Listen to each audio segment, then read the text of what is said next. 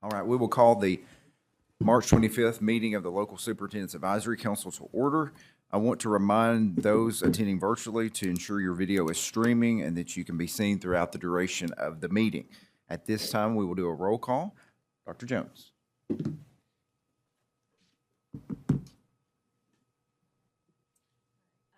Alexander. Kirk Biggerstaff. Here. Harry Burchett. Here. Tom Cochran. Here. David Cox. Here. Will Hodges. Sheila Mitchell. Here. Russ Tilford. Here. David Trimble. Here. Henry Webb. Here. Chair, you have a quorum. All right, thank you. To begin our meeting, we invite Commissioner Fletcher to provide an update on the Kentucky Department of Education. Thank you so much. Just a few updates. I'll start off with a story that I shared with a few people before. One of the best things about being commissioner is seeing the great things that are going on across the Commonwealth. Of course, last week we did All In for Ag. Saw a lot of great things that were going on in our elementary schools as it relates to vibrant learning experiences and things that we see each and every day. But one of the things I would like to share, and I hate to start a list because I've seen so many great things, but one that really left an impression on me is at Madisonville North Hopkins, they do a freight box challenge. And part of that freight box challenge is they've already done one. It's a lot of these 40-foot long freight boxes that we see come across on barges and things of that nature. They received one and they completely reframed the inside of it. And once it's finished, it was sent to Liberia to be the medical office for that community. So they've actually met with the group. I think it's a Send Relief type organization to say what can they do better in their second model and send that also to another community in Liberia. So when we talk about vibrant learning, that is just one of the many examples that you're going to see across the Commonwealth. And as I look around the table, there's so many great things going on in each of our districts. And those are the stories we really need to share. So very thankful to have that opportunity. I'll share more as we go through, but in days to come. But again, the best part about being commissioner is being in those classrooms, and that's a lot of fun. So I thank you. Actually, I've done some visits already to some people around the table, so I'm looking forward to more as we move forward. I think I'm going to Johnson County pretty soon. I've been to Pikeville, been up in Kenton County, Boone County. I've been to Lyon County, but we were there for a town hall, and I drive through Anderson a lot. I'm going to have to stop, and then of course make it down to Cumberland County as we move through. Also, too, we'll be getting out, as we know, the legislative session is ending this week, and we'll get out the impacts of the legislative session within the next few weeks to everyone. We are in the process of working out official guidance on 241 for districts. So as we get that out to everyone, the bill that allows for the 1,062 hours as opposed to the 170. There's also 5 emergency type days that are NTI-like that are also a part of that. But we'll get out that official guidance on it, Lord willing, sometime this week. So very thankful for that. The other thing that I will state that, there's so much uneasiness as it relates to the U.S. Department of Education. But one of the things I want to give each person at this table, and I'll be sending out a message to our superintendents and our school districts a little bit later, our vision still remains the same. We may have to adapt. We will have to adapt to some changes and processes. For example, we've gotten all of our federal funds so far. The only change that we've had is with the ESSER extended funds. And so there's a process change. So we're making sure that we get those funds as they come forward. That's the only set of funding that we haven't had to this point. The processes are different. The support is different. And there's a lot of areas that we get support from the U.S. Department of Education on a state level that we're going to have to adapt to, and we're going to have to change as these cuts keep coming. But overall, we have received our funding that we expect from the U.S. Department of Education. Our next pull down is Monday. Hopefully, we still have good news then. But even no matter what the changes, our vision is the same. We're focused on vibrant learning for kids. We want to make sure that the students have those opportunities to have relevant experiences, just like what I talked about with the freight box, just like what we see up in northern Kentucky with all of our communities getting together with Ignite and iLead, but also too what we see with our engineering class in Pikeville, but also too with the everything like, for example, the band that you have at Anderson County is phenomenal. All the things that we going on, we're still focused on vibrant learning. We will have to adapt, absolutely, but we're still focused on that. We're also focused on innovation. We're going to get to see the next iteration of our accountability model today. So we're promoting that local accountability, that innovation and accountability as we move forward, but also too collaboration with communities. In order for students to receive their full, to actually achieve their full potential, there has to be collaboration with our communities to give students this type of opportunity. So again, regardless of what's going on with the U.S. Department of Education, there has to be changes. As long as we continue to get that funding, we'll adapt. Is it making it difficult? Absolutely. There's a lot of things we still have a lot of questions. Our leadership team met yesterday. There's a lot of questions on how funding is going to happen, how things are going to roll, but we'll adapt. We'll move forward. And then two, making sure that we keep that focus on vibrant learning, innovation, and also collaboration with our communities. So again, Superintendent will receive a message from me today and from our staff, and we'll get some more information as we go through. So thank you so much. Thank you, Dr. Fletcher. Now we have one regulation for our review and action. We welcome Todd Allen from the Office of Legal Services and Commissioner Julian Tackett and Chad Collins with the Kentucky High School Athletic Association to present the proposed amendment to 702 KAR 7065 designation of agent to manage middle and high school interscholastic athletics. Man, that was a mouthful. Welcome. Thank you, Chair. This is an annual item that comes before LSAC and the State Board of Education. The Kentucky Board of Education designates the Kentucky High School Athletics Association as its agent to manage middle and high school interscholastic athletics. And part of that designation indicates that KHSAA will bring to the State Board every year its recommended amendments to the regulation. The recommendations that are before you really don't change the body of the regulation itself. It's more to the forms that are incorporated by reference, the KHSAA bylaws, constitution, and applicable forms, and I will turn it over to Chad Collins and Commissioner Tackett, who's joining us online, to explain those changes. Well, just very briefly, and then I'll turn it over to Commissioner Tackett because I know he's going to want to highlight the changes. As you can see in your staff note, the first and foremost thing that we do is we act on all the proposals that our membership vote on in the fall, and there's two significant ones that were included.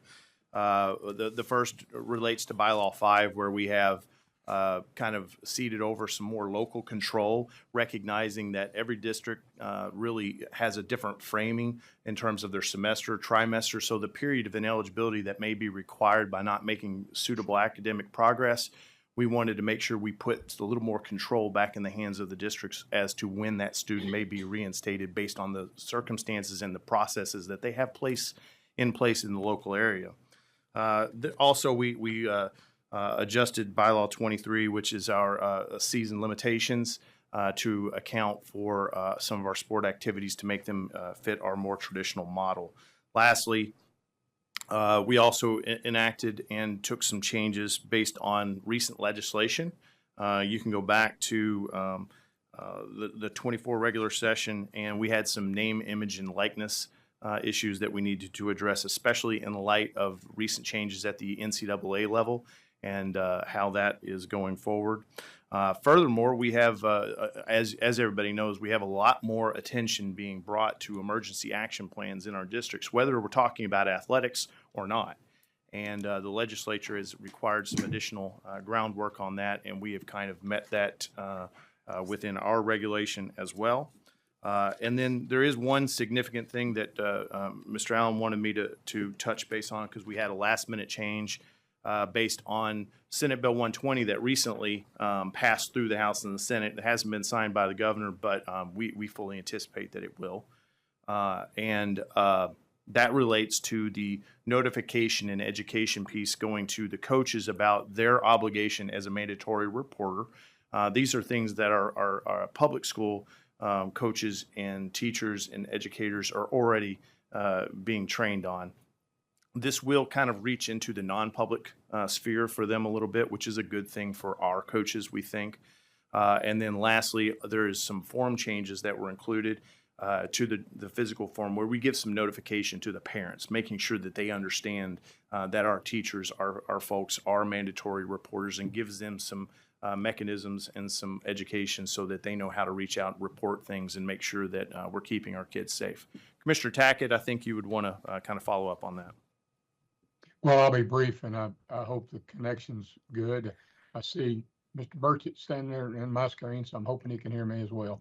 Um, I just want to say thanks to Dr. Fletcher as well as Todd Allen, who have been great liaisons for us. We would like, as a lot of people would, to have these things done at maybe a different time of year.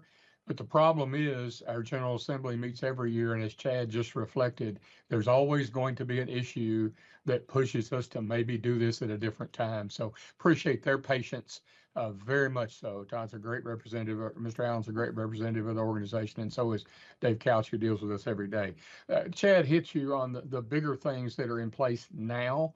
I think that I'd be remiss if I didn't tell you that during the session this year, there's been quite a bit of discussion about the movement of students.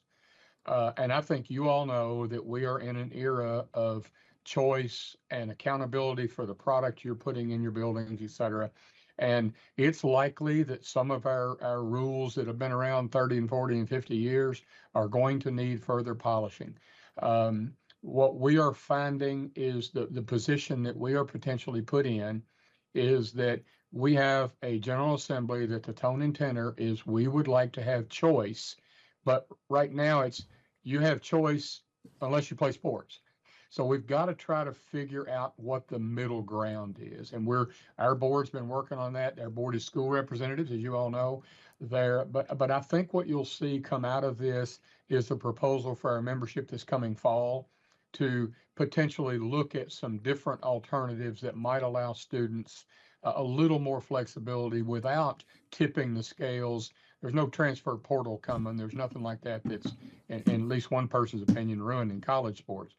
That's not coming, but we're having to look at some flexibility. They've asked us they passed a joint resolution in one side of the House or one side of the body, and it was 92-0 for us to look not only at our processes, but our policies and see if can we speed things up? Can we give kids more options at the same time? Can we keep the restraints in place we need? So it's going to be a challenging thing. We will be communicating with our schools, and I hope the superintendents on the group don't mind. We're not just going to include your athletic directors. We love our ADs, but quite frankly, we've had such a turnover in ADs. Many of them don't have the experience that I see Mr. Cox's AD or Dr. Burchett's AD. A lot of them don't have the experience they've got. We've got a lot of 1 and 2 year ADs, and we're trying to look and make sure it doesn't impact metro schools in a different way than it does the rural schools. So it's going to be a challenge for us going forward. But the reg today is a lot of polishing and a lot of past work that Mr. Allen, Mr. Collins have done to make sure we jive our rules together with what the state board wants. With Be that, glad. I think either one of us take any questions. Yeah. correct. If I may ask a question, Commissioner Tackett, thank you first of all for being here, and thank you for the work that you do each and every day. I do have a question about the task force. I'm aware of the joint resolution, but were there any requirements in that joint resolution that this is the type of membership that has to be a part of that task force? Can you give us a little more information on that? No, the majority of it is just we have to do a study. They want to see data at this point. There's no third-party group or anything that's coming in to try to take a look at this. It'll be our board at first and our membership having the decision making. We're having to gather quite a bit of data. A lot of it is how long are transfers taking to process? How much of that is due to state law? We have to, as the two attorneys in the room can definitely tell you, we have to comply with Chapter 13B, and that is not a fast process.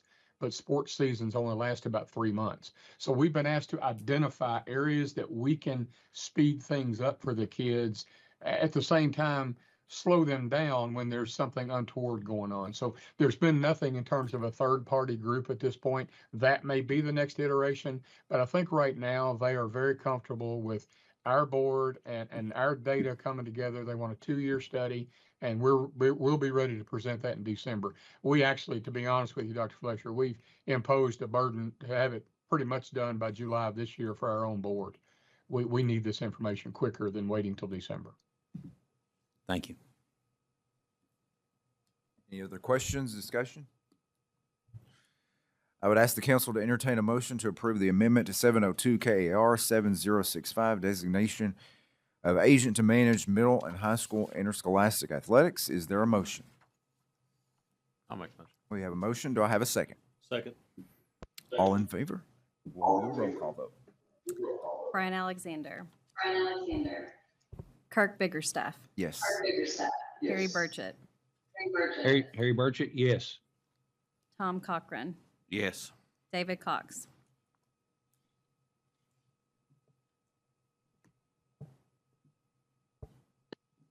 David Cox, yes.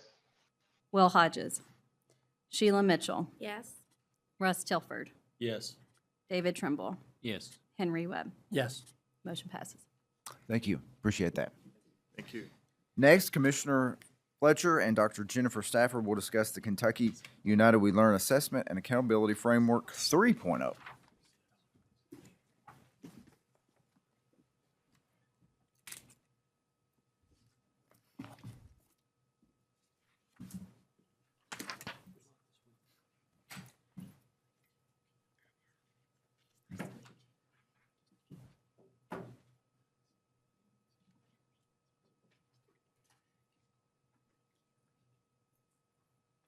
Well, good morning, everyone. And again, sitting on this side, I do want to take the opportunity to talk a little bit about our town halls. And thank you for attending. So many of you did attend our town halls. There's a lot of great input.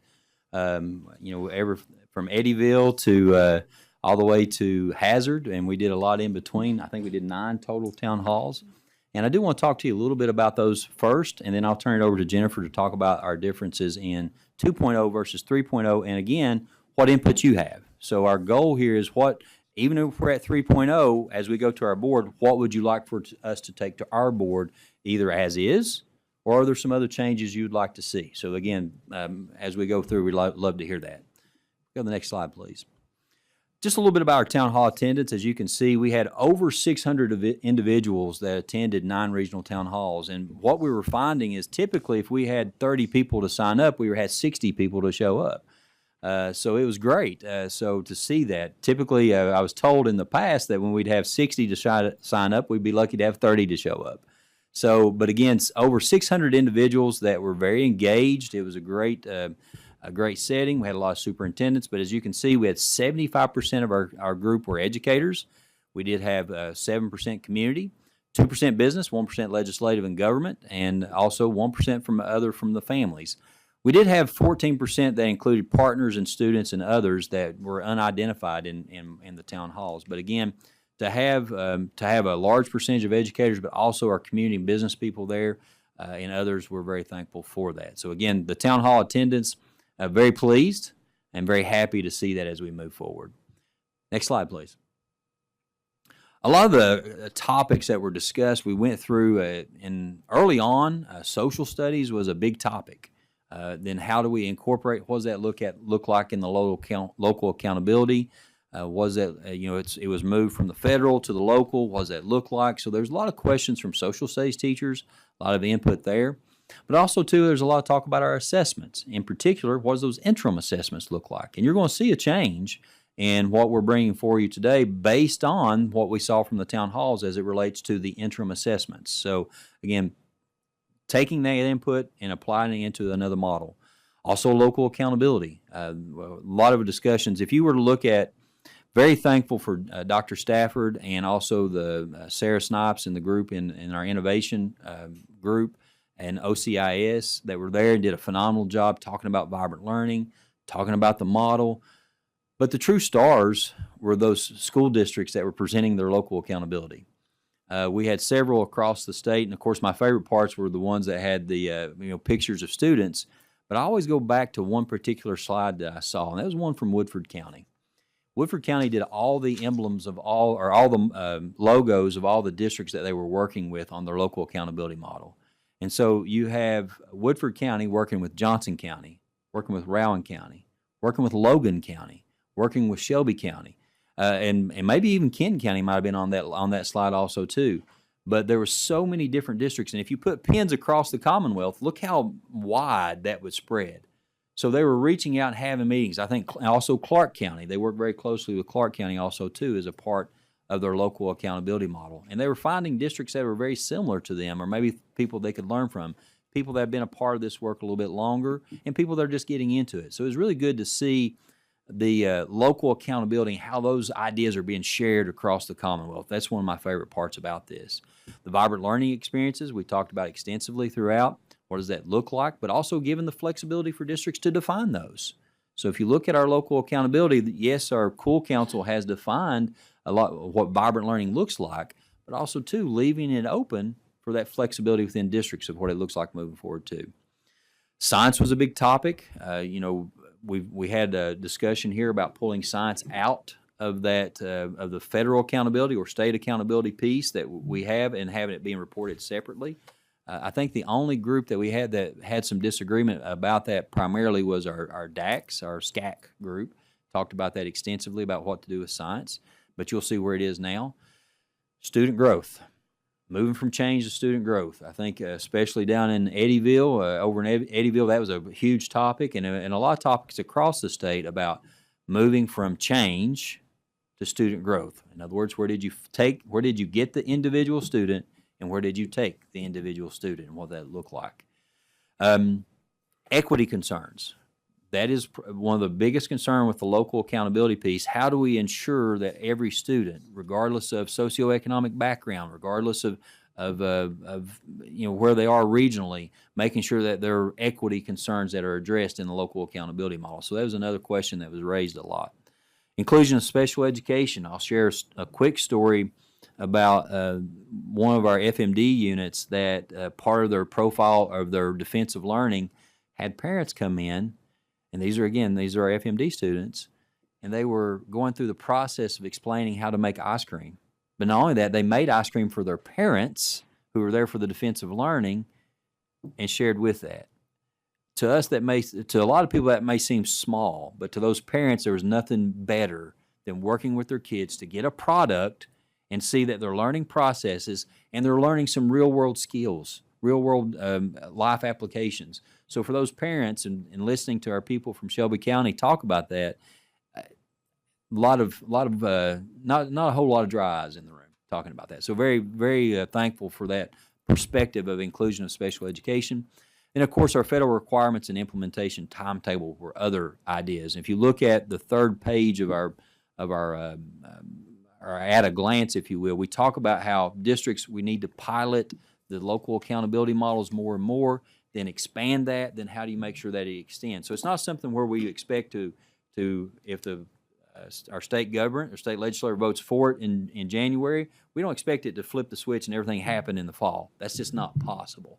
So we talked a lot about implementation of that nature too as we went through. And of course the federal requirements, which are I think our document, we are meeting all the buckets. Now what does that look like moving forward? We'll see what we have to do as we move forward, but still, even with changes in federal government, I believe that this is a very good place where we're landing right now. Not saying that there's not some places for changes, but right now I think we're in a good spot as we move forward. So again, a lot of those were discussed at town halls, some great conversations, and I believe our staff did a great job of trying to answer questions and getting that back to people that even posed those questions at the time. So next slide, please.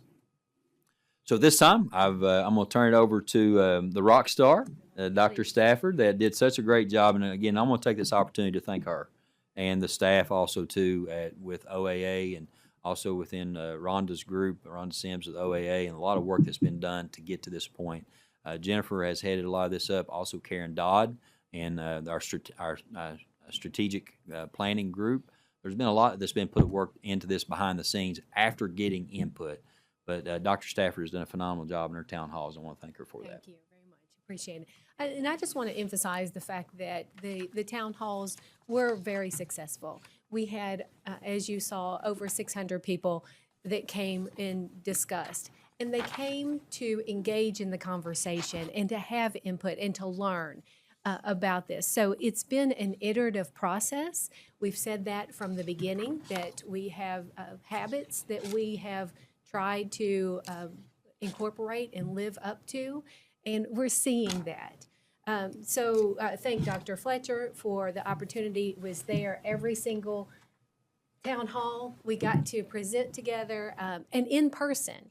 we had many challenges over the course of January and February, and we were able to hold each one of them in person. So it was a tremendous effort. And I too want to thank Sarah Snipes and the District of Innovation, Karen Dodd, Susan Strange, and their teams, as well as OAA. We had several members from our staff who came to support the town hall. So it was a success due to the effort and the participation of the people that came. As we mentioned, we've been at this for over 2 years now. We've had a series of prototypes that started last June, and we went through a series of 4 prototypes, and now we've had frameworks. This is the 3rd framework that we're presenting, and at each point, we've gathered feedback, came back and made revisions, and had that process. So we really feel like that we've got your input, we've got a movement that has been from Kentuckians around these models. So we're in a really good place here with the thousands of people that's had input on this. So let's look at the framework 3.0. We've had, since our town halls, we spoke with the School Curriculum Assessment and Accountability Council. We spoke with the Kentucky United We Learn Council on March 20th, and we're here today talking to you, getting feedback, then to take to the Kentucky Board of Education tomorrow. So we have a discussion with the board tomorrow afternoon. So looking at the difference between 2.0 and 3.0. So the 2.0 we took to the town halls and heard from our individuals. We also met with the boards of directors at each co-op. The boards of directors had input and had suggestions, and you'll see those reflected here. And I also, as we mentioned, the co-op directors at each of the locations were phenomenal to work with and supporting the town hall. So they helped contribute to the success. So the difference between the 2.0 and 3.0, the most feedback that we got on any topic was about interim assessments. Last summer, we did a survey that 67% of the responders to that survey said that they would be willing to move from their local interim assessments, be that MAP, STAR, iReady, to a state-developed interim assessment system. We found very quickly that that was not the case when we spoke to the boards of directors and the superintendents at the co-ops. So in this iteration, in 3.0, that is now an optional assessment that districts can continue to purchase their own local interim assessment system, or they may choose to opt into an interim assessment system developed by the state. Now, if the state developed it, it's going to be with the same vendor. The vision is that it would be the same vendor that would develop the summative assessment. It would be aligned to that summative assessment, and that it would have a similar look and feel so that students could have that seamless experience.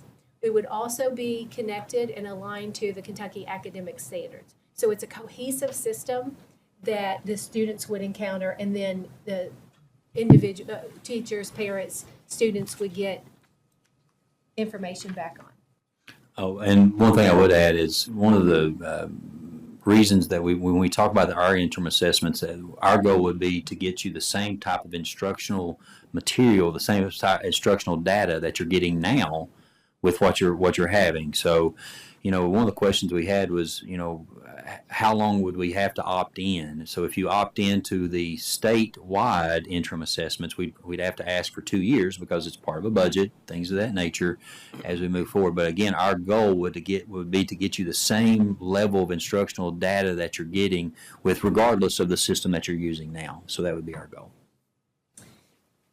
The difference also, another difference in 2.0 and 3.0 is there is clarity around the science off-grade testing because seemed to be a bit of confusion whether the off-grade testing in science particularly was optional or not. So we put some clarifying information there that districts could choose again between state-developed tests or create their own. So we made some clarifying language to the 3.0. We also heard from, out at Greg, we heard from a superintendent that thought that having K2 assessments, since we're developing this interim assessment system, that having the K2 in reading and math that would be age appropriate for that, for those students would be beneficial to again, move into that cohesive system. So it would have age-appropriate look and feel for our youngest students. And then the graphic was changed. We got a lot of feedback around the fact that we're talking about two distinct systems, one federal and one local, but we had three pieces to that graphic. So we've updated the graphic so that it reflects just two particular pieces. Now, looking at the framework, the revisions to the technical document were updated to align with those changes that I just mentioned. I also want to reference the fact that we've had some conversation with legislators about some exceptions around our English learners. And so that was noted in the technical document. We've been asked to explore exceptions from testing for our EL students as part of this system. So that's in the technical document, not so much the framework, because there's a lot of details to work out toward that English learner exception. And then other areas, again, in the technical document were revised for clarity's sake, for readability, for understanding. We want to make sure that we're really clear on the different pieces. So looking at the framework, you'll notice that it is student-centered. It's a focus on impacting the student experience.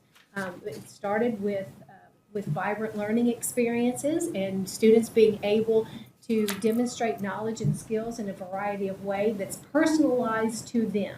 So that is one of the main goals that we've had since the very beginning. So to impact the student experience, to enhance their opportunities, that makes it relevant, that their education is relevant and meaningful to them is, again, one of the main goals from the very beginning. Collaboration across districts and within communities to develop conversations and priorities with the local community, and providing an opportunity that districts could collaborate together, learning from each other, so that we're getting away from the competition. You'll note that also the color ratings are proposed to be eliminated, so that the districts are supported and feel the need to work together to overcome obstacles. And again, the local innovation of engaging in communities and the innovation in the assessment systems. So we're talking about systems of assessment and accountability, but we're really trying to impact the student experience and where they are. And so we're trying to use two systems to impact that change of our students. And that's where the heart of the program and these systems are. Looking at the next part of the framework, this is where the main changes were as part of the feedback that we received from the you'll see the graphic again has two pieces, one local and one federal.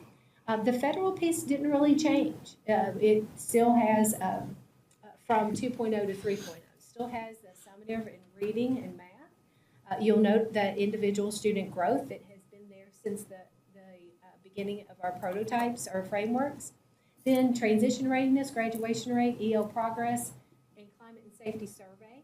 those don't change. We continue to have student focus on those and where the student wants to be, whether they are going to college or careers, as well as their graduation rate. And then the student voice is an important piece in that federal accountability. And the science assessment in the federal, that's not part of accountability, but part of testing. I'll just remind you, I know that you know this, but just a reminder that the current federal law says that science must be tested and reported once per grade band. So that's what this is. That's meeting that federal testing and accountability. So we're proposing that common assessment be administered at 5, 8, and 10 and be reported. Now, the changes on the left-hand side, the local accountability system. So there's flexibility. There's flexibility in administration and inclusion. So I want to be really clear on these aspects are local decisions locally determined. There's flexibility in what type of assessments are given and if they're included in the local accountability or not. That's going to be a local priority, a local decision. So looking at locally determined indicators, we've given several examples of locally determined indicators, be that inclusion in co-curricular or other activities, or whether it's supports for social emotional learning, if they're achieving micro-credentials, things of that nature. What would be the local community's priority to include in that local accountability system? Also, flexibility in the administration and inclusion in the local accountability system, again, are those interim assessments in reading and math. And that flexibility comes with the districts continue to purchase their own or opt into the state. The science, again, that off-grade testing is, again, a flexibility in administration and flexibility in inclusion in the local accountability. So that, as we've talked, the science off-grade meaning off other than 5, 8, and 10, which are mandatory over here in this federal part, then the flexibility is that the district can develop their own competency-based or performance-based, more authentic learning demonstration, or opt into the state-developed assessment for science. And then the option or the flexibility to include it in local accountability. Then the required to be in the local accountability with options. Okay, so this says that these pieces, vibrant learning experiences, writing and social studies, are required to be in your local accountability system, but you have the options. Vibrant learning experience, we heard many different types of experiences and examples through the town halls and the districts that are providing these opportunities now. They could start out with just the percentage of students who have the opportunity and access to vibrant learning. If a district is more advanced, then they could look at the quality of those products that the students are developing and demonstrating to include in the local accountability system. So again, required with options. The writing and social studies then are, again, required to be in the local accountability system, but again, there's options that the districts could opt into an instructional tool in social studies and writing. And let me share a little bit of our vision about that social studies and writing, is that it would be developed by, the same vendor with that summative assessment to have and be available to schools and districts to administer. So it would be available, that it would be part of that curriculum instruction, that piece of assessment that is happening within these content areas. The assessment could be utilized at any time that the teacher or the school is ready to administer that. We could talk about the fact that whether the state scores that science and writing, or whether that's a school option to administer it and then score it and include in that student score.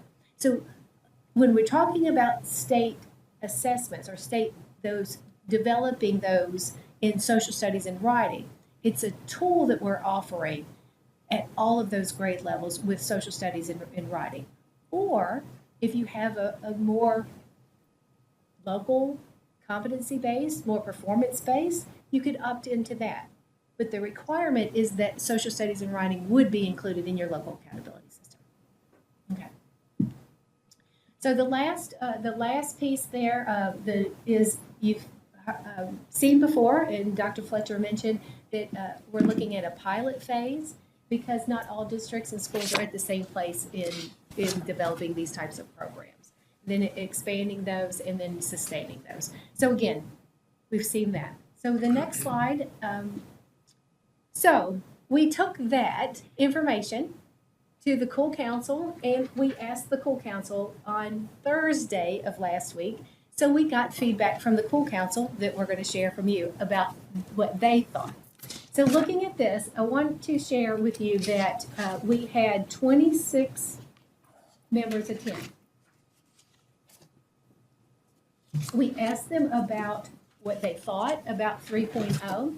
We also asked them about the habits that were part of the Cool Council from the very beginning. So back 2 years ago when we started this, we have the habits of inclusion, empathy, co-creation, and reciprocity. And you can see them here defined. So we asked them about what they thought about how the Cool Council was led and met those habits. And then when we also asked them for the level of support they had for 3.0. So let's look at their responses here. And you'll notice that from 1 to 4, 1 against all of these habits were to a small extent, up to 4 that they felt that we completely met that habit, or to a great extent. You'll see a pattern here. You're going to see a pattern here with this one. This first one was about inclusion. And Calyptus, or Dr. Jones, if you'll move just in a second. Empathy. Do you see a pattern? The next one is co-creation and reciprocity. So you see that the results are very similar and very positive. And I will say that I'm very proud of this because these are good habits to be in and not always the easiest thing.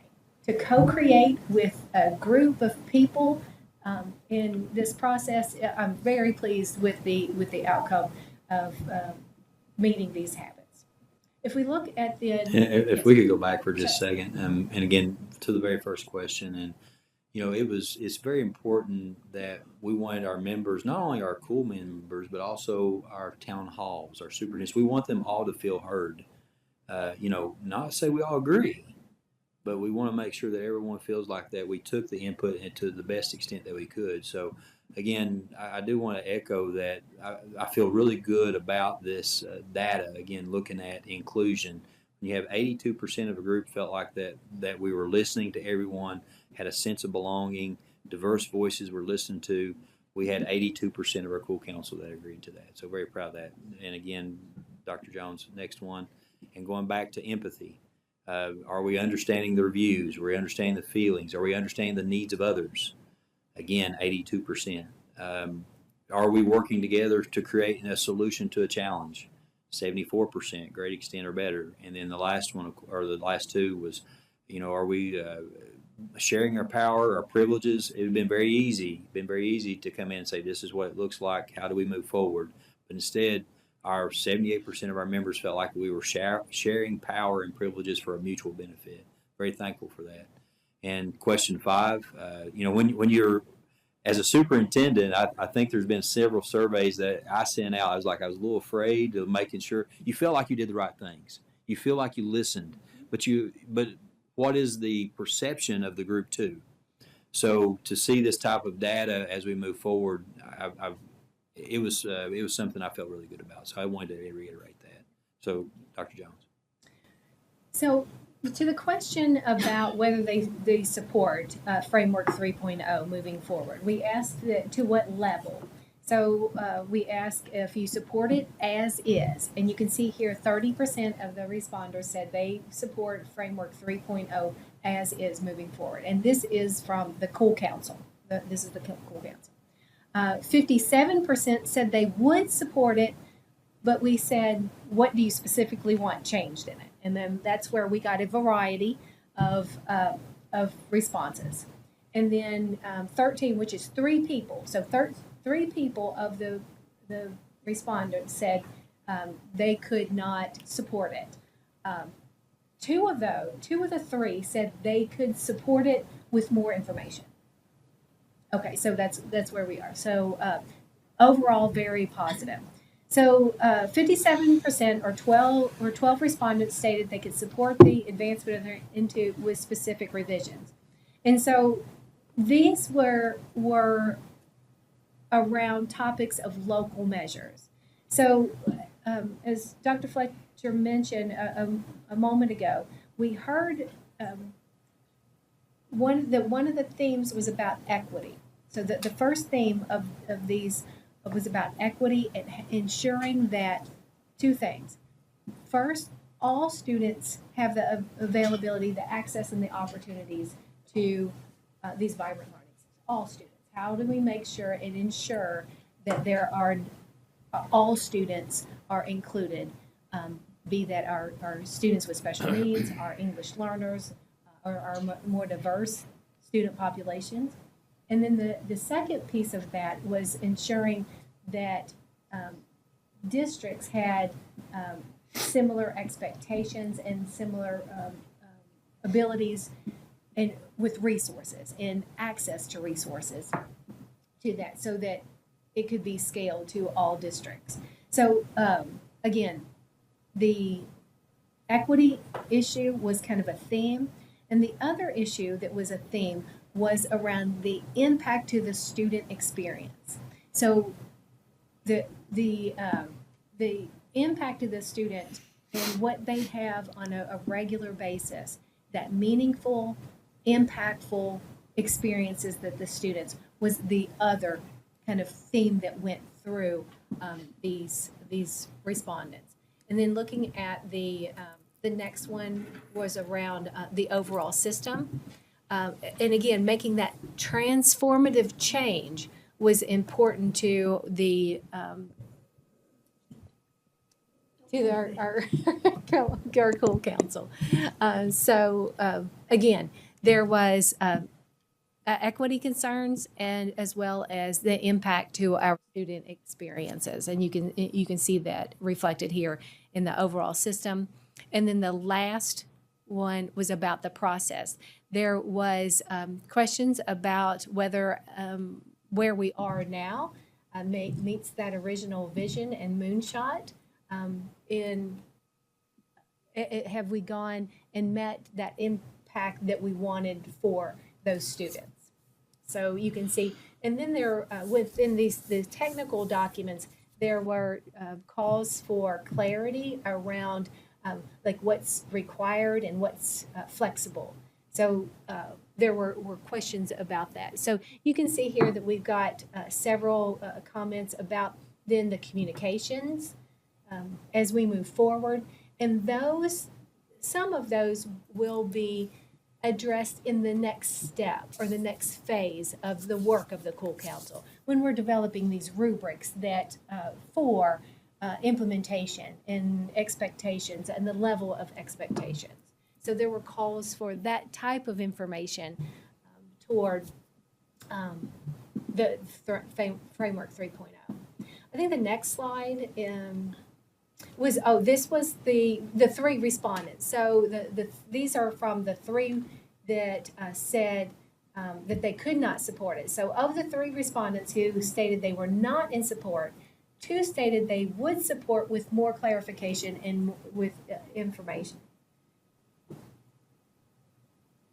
And then finally, our Cool Council participants were asked to share their experiences, and we had several positive, a lot of positive, And then again, these concerns here about the challenges that we have had across the development. So you can see that we had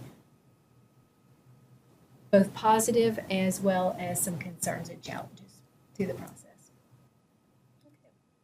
I think, okay, so let me stop there and ask you your input around 3.0 and your thoughts. So, I've got a couple of thoughts. Right. First, I just want to say thank you all for listening. Dr. Fletcher said from the beginning, you know, we may not always agree, but listening. You know, I've been around a long time, and I remember sitting in a conference when the commissioner stood on a stage and said, we're going to tie teacher evaluations to student assessments. Look how far we've come. So the people that, and I wasn't in the room, so the people who talk about equity, I would argue there's inequities in standardized testing across the state of Kentucky. We could always talk about that issue.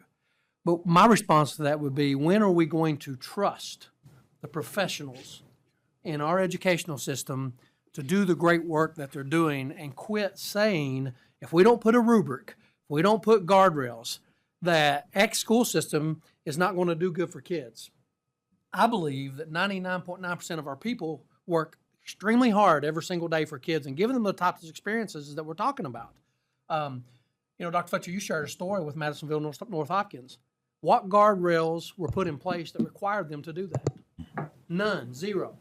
So while I appreciate everybody wanting equity with guardrails and rubrics, I don't think that's necessary because this is local accountability measures. I get the basic rubric or guardrails for everybody to at least have X, Y, or Z, and I compliment the model for that. The second thing I would say is, can you go back to the slide where it says local accountability versus federal accountability?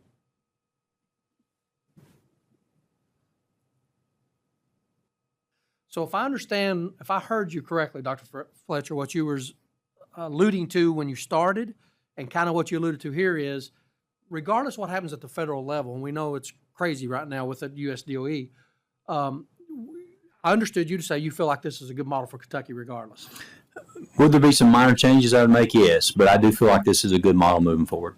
Well, that's one of the questions people are asking, right? If USD goes away, will there be any federal requirements? Will state testing go away, blah, blah, blah. So I would recommend that where it says federal accountability, that be state accountability measures in parentheses under meets federal requirements. Okay. Because what I hear you saying this is a good model for Kentucky regardless. And I'm going to ask all of our colleagues to support this model because everything that I've heard mentioned to be included is included in this model. So I commend you and thank you for the work. You know, that was to add to that, Dr. Webb. We did have one of our Cool Council members talk about the exact same. You're talking about instead of saying this is state accountability measures that meet federal requirements. We heard that also from our Cool Council. Thank you for that. And let me make one other comment too. That's, to me, when you go back and look at guardrails, if you put too many guardrails in place, then it's no longer local accountability. That's my opinion on that. So do we need to have some guidance? Yes. Do we need to have districts that maybe need more guidance or more help? Yes. But when you put too many guardrails in, at what point does it no longer become local accountability? So that's my thoughts on that too. So. I have a couple of questions. One, I would like to know what your suggested changes would be to this model. Let's say that we were to start all over. I would have what is here. I like this. Some areas like, for example, if we didn't have to fill every single bucket, I would probably take out the climate and safety survey and report that separately.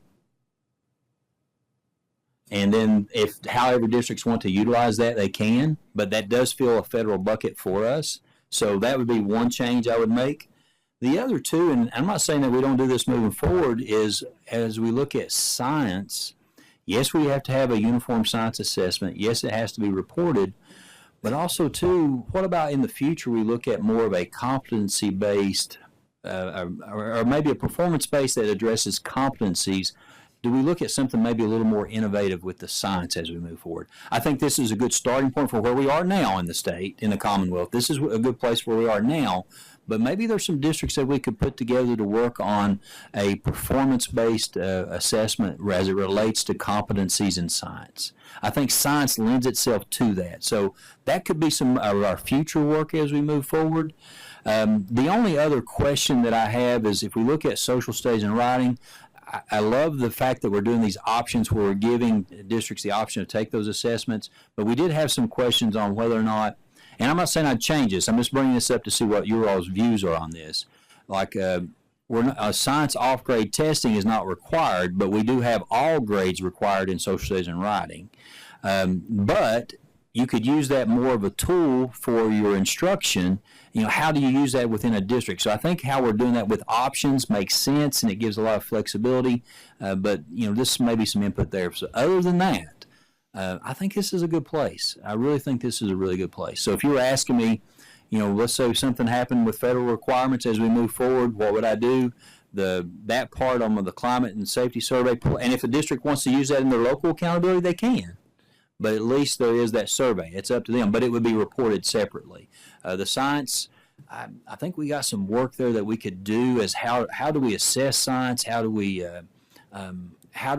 make sure that our students are prepared for what's in the future? And I think that's going to come more from a performance-based type system. But right now, since we're under these requirements, I think having that uniform system that's reported is very important.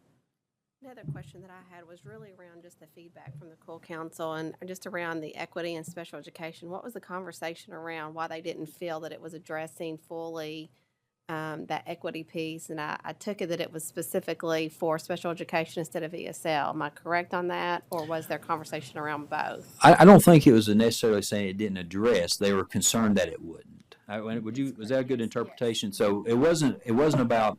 It was another one of those about what type of guardrails would we put in place to make sure that the equity issues are being addressed.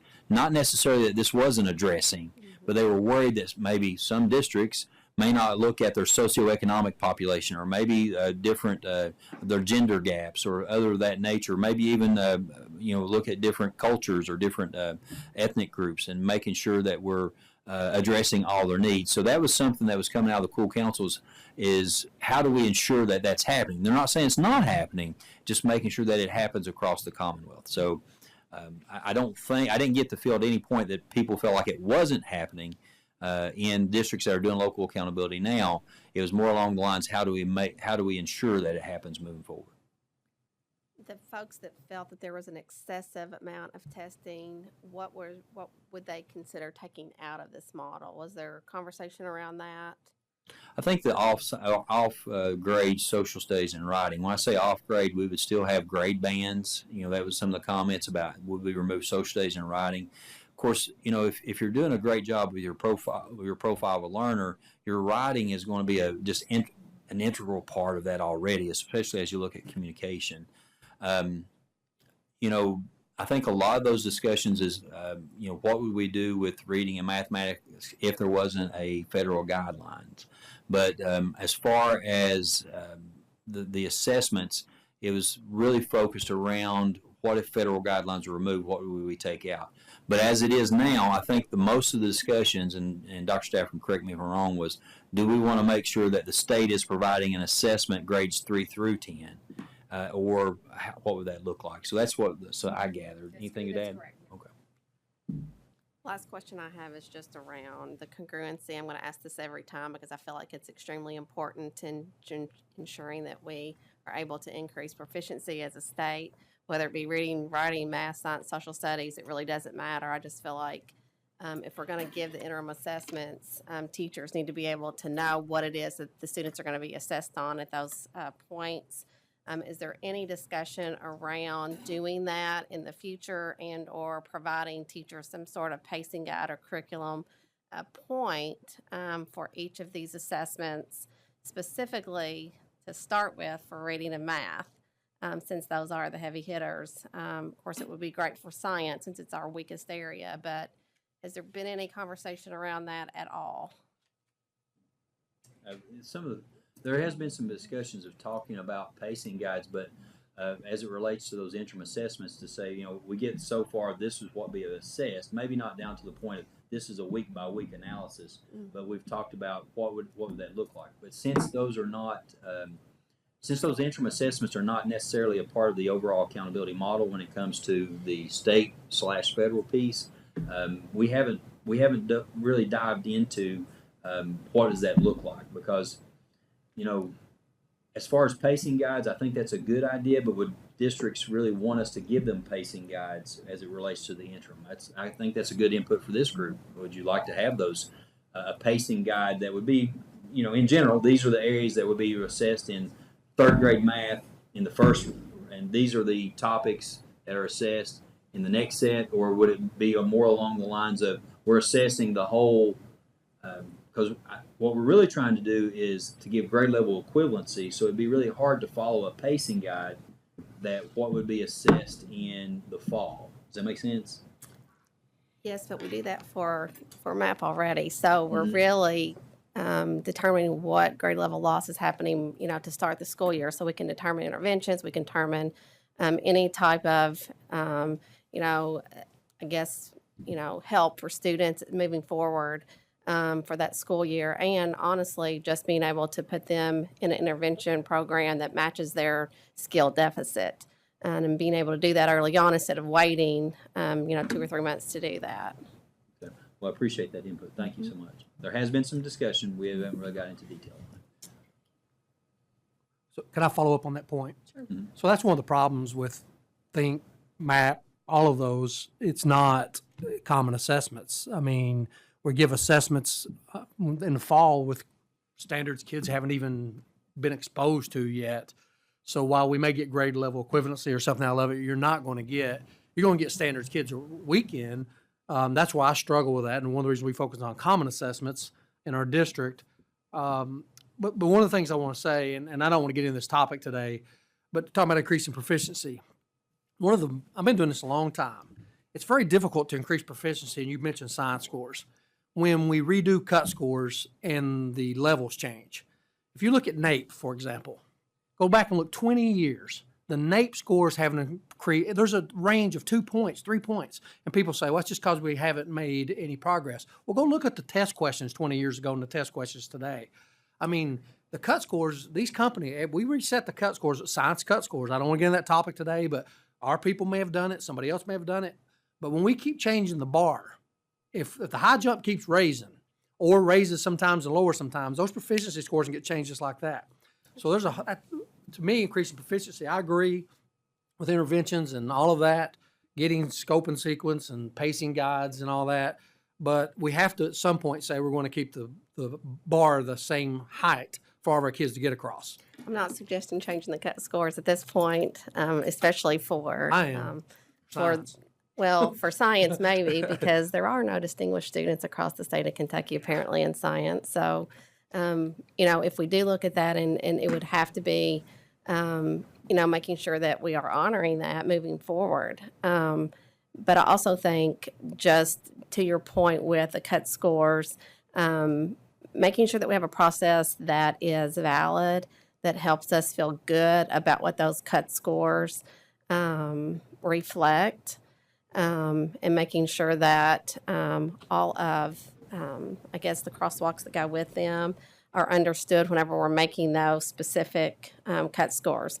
What I mean by that is looking at AP, looking at your overall standards, making sure that those pacing guides are congruent to the assessment so that the children can master those, and that the proficiency levels match the level of the congruency of the standard. Not something that's higher, not something that's lower, something that matches it, that's congruent from the standard to the instruction to the assessment in the classroom to the assessment with the state accountability model.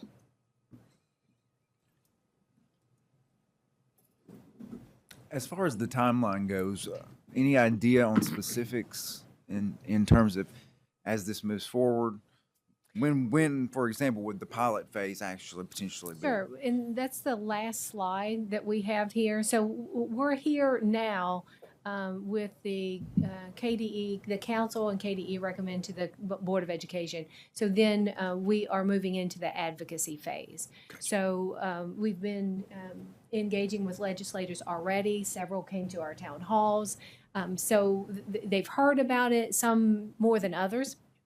So we'll continue that advocacy throughout the summer and have legislation for consideration in the 26th legislative session. So literally this time next year, we will have that. And hopefully Brian will be able to say in his report the changes that were made. But then the work begins to make the changes. And so we're looking at piloting the system. You know, we're looking at that. That'll, you know, be 26, 27, 27, 28, sustain it. You know, we've got several years that we'll have to develop those local systems. And then we'll also have a transition in the assessments as well, because we'll have to go through the procurement process. We'll have to put out an RFP, which has not been easy here because we've been having to, we've had to have an RFP now, and we're in our like 18th month of trying to get an RFP out currently. So it's going to take a while before these changes. So when we're talking about a future system, we're really talking about several years. You know, and you may have some districts, a handful of districts, that may be ready to fully implement 26, 27. But again, to have their local accountability in place, be ready to go, have the that may be the case. But you know, realistically, if we could have every district in 3 to 4 years where they need to be with their local accountability combined with this system, I think that would be a good. And then again, how's that sustainable for years to come? We just want to make sure that we support districts in making sure that it's sustainable. Of course, the thing I like most about local accountability, if we can keep that federal piece the same, okay, let's keep it the same. Same bars, same proficiency cuts. Try to keep that as long as we can, at least till the next commissioner. And then, but on the local accountability, if you see something that needs to be changed, you have that ability to change that. You don't have to wait for me. We don't have to wait for KDE. We don't have to wait for the board. If you see something that needs to be changed, that there is maybe there's a larger migrant population in your group, or maybe there is a new industry that's moving in. You have the ability within your own district to make those changes. It's much more nimble at your level to make the necessary changes as opposed to at a state level. So again, right now in this advocacy phase, we're trying to plan a lot of presentations with IJCE and the interim joint committees to make sure that we get this in front of them. But of course, too, I think June we would probably ask for our board's approval as we move forward, or full approval, depending on how our board meeting goes tomorrow, I suppose. But again, taking the suggestions that you have as we move forward, too. Does anyone have any other questions, comments? The only thing I would ask, and I know it's very small in the scope of work, but very important piece, try to find a path, a way for our students who are on alternate portfolio, and we've talked about this several times, not to be counted as dropouts upon completion of school. And I'll reiterate that we have advocated for that at KDE. I learned about how they were advocating before, but for our alternate portfolio students to be counted as dropouts is Unfair. At the very best, it's unfair. So one of the things we do in our local accountability model, we have a true graduation rate. We publish our own graduation rate that counts those kids. Those are counted in that. Absolutely. That's a great, again, local accountability gives you that opportunity. I love that. Does that, I do too, and thank you for sharing It's that. on there today. Does that fall, where does that fall at under federal? Does that fall in transition, or what component is that? Where does that fall In the graduation rate. in graduation Yes, rates? it does. Thank you. I would just say, first of all, thank you for the input. I think it showed in the survey, but there were times I felt like you might have been getting too much input. I don't know how you wrapped your head around it. I even told him we didn't make it all the way here last time for the last meeting, and so we were in his office, and I said, I don't know that they're ever going to be able to take all that information and put it together. And your ability to be able to take so much input from so many different directions and try to create a a system is really great. And I think what you did by doing that is you did kind of give us a system that is going to give the opportunity for us to individually handle assessment of kids. And I'm with Henry. We're professionals. I think that we insult our own profession every time we say things like, they're not going to do this. Yeah, well, of course, we're not saying that about our district because we're not going to do that, But we always want to accuse them. Well, that's your job to oversee that. And when you see that people aren't handling those things as professionals, then I'm confident that the Department of Education will go in and they will take care of that. That's the 3-year evaluations or whatever we want to call those that don't sound scary of people coming in and just looking at your local model. I think that's a way that you measure that. But I think we've all asked for years, stop making everything standardized, stop giving us all these rules, stop giving us all these different expectations that we have to be robots. Had a teacher last year that her reading scores, it was her first year she'd gotten reading scores back, and they were very, very good. And she said, one of the things that helped her the most is the autonomy to just go in and teach in the way she felt she needed to teach the concepts and the way she needed to teach the standards. And we have people that are great that we don't have to micromanage them and just let them go teach. And so I think this is the direction it appears to me that's the direction this system's going. I think that folks who want some form of great, strong control or want one vendor or one organization to have a greater voice than others, they probably don't like this. And too bad, because I think the overwhelming majority of people in Kentucky want professionals to get to go in and teach kids, stop worrying about testing, and just worry about kids moving to the next level. And we say all the time, our job is to help kids find their path to success. It's not to tell them what it is. It's not to try to control that. And we do that by allowing our professionals to mentor kids and teach them. And that's what our job is. That's what our role in this profession is. So I commend you all taking way more information than I probably could have ever wrapped my head around and turning it into something that makes sense in a PowerPoint. If I tried to do that PowerPoint based on all the information you had, it'd be 800 slides. And so thank you for the work you've done to do that and make it concise. Thank you for that comment. And one of the things that as we go through, it's about trusting our people, but verifying, and then supporting. At the end of the day, we want to make sure that our students are getting the experiences, the vibrant learning experiences across the Commonwealth. There's, again, I need to write a book of all the things that I'm seeing that if everyone in the Commonwealth knew was going on in each of our districts, they would be in line to bring their kids back into a classroom. I'll use Commissioner Shell as an example. He went with us with the All In for Ag, and every time he walked out of a building, he's like, I'm blown away. I'm blown away. I truly believe that's what, when people get into our classrooms and see this, that's what they're going to say. I'm blown away. Yep. Because, everything from how we compete on the in national stage, I'll use Somerset, the solar jumpers are the national champions in solar car competitions, to what I saw in Northern Kentucky, Eastern Kentucky, it's Western Kentucky, and with the Freight Box Challenge, and the list goes on and on and on. But at the end of the day, there has to be a high level of trust with our districts to do the right thing, but also a way of verifying that the right things are happening. And then when we can see ways we can help, how do we support that? But at the end of the day, we want to make sure our students are getting the absolute best experience that they can. And notice I didn't say the absolute best test scores. I'm saying the absolute best experience. Right. What about our online members? Do you all have anything to say? Okay. With that being said, I would ask the council to entertain a motion to advance Framework 3.0 as presented with the Kentucky Board of Education requested revisions into advocacy phase and for budgeting purposes. Is there a motion? We have a motion. I have a second. I second it. All right. We will now have a roll call vote. Brian Alexander. Kirk Biggerstaff. Yes. Harry Burchett. Harry Burchett, yes. Tom Cochran. Yes. David Cox. David Cox, yes. Will Hodges. Sheila Mitchell. Yes.